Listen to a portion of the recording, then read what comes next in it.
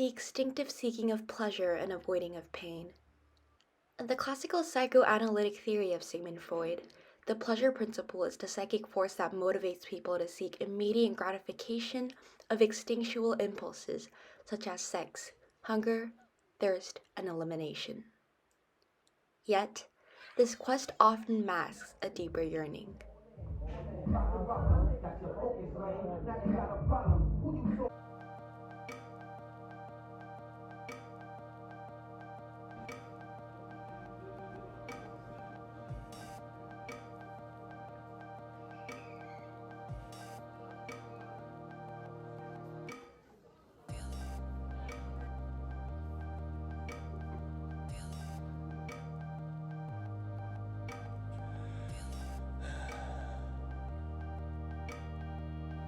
Tonight is all about sparkle and allure, and Lenina knows it well.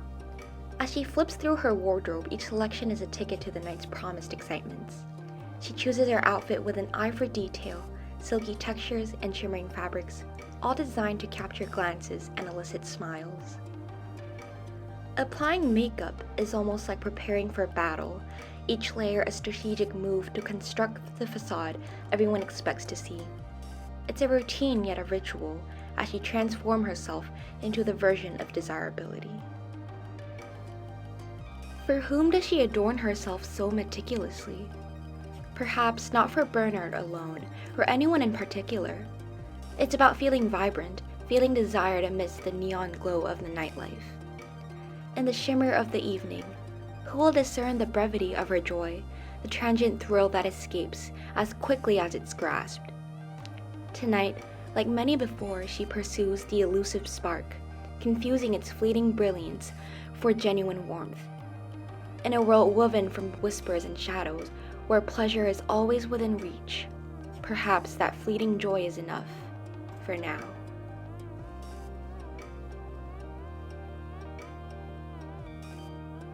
Lenina's laughter fills the air as she savors each sip, her spirit soaring with the night's possibilities.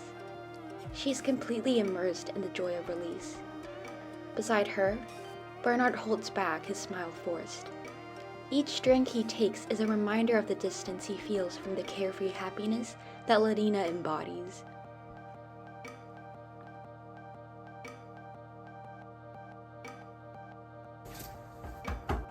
Remember, the only rule is there are no rules. Release your spirit. Bernard feels out of place and refuses to drink. He's an outcast, unable to fully release himself. Just do it, yeah. Guys, I'm good.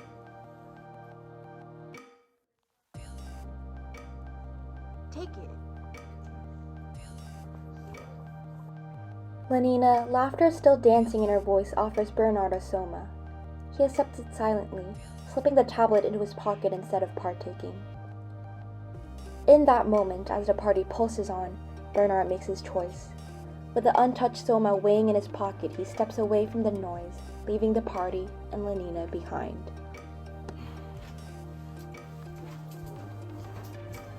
The party is over. People drift away, expressions empty, eyes hollow. Bernard walks alone, passing people who look drained and disconnected, their earlier joy faded. Lenina, unable to walk straight, passes by. Bernard looks back, sighs, and proceeds to walk. The paradox of hedonism. The harder we chase pleasure, the faster it flees. Bernard stands alone, watching over the city. He reaches for his pocket where he had kept the pill.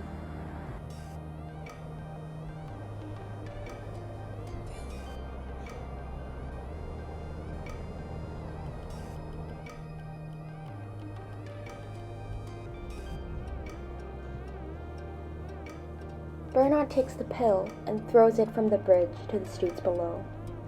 As it falls, so too does the allure of fleeting pleasures. Bernard realizes that true release doesn't come from escaping reality.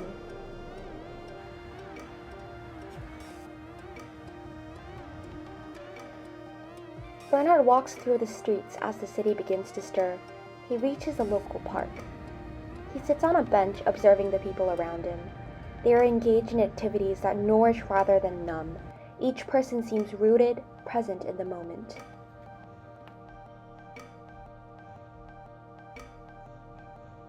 In the end, release is not about yielding to temptation, but about the courage to reject it. It's about embracing life's full spectrum, accepting that joy is not without its opposite.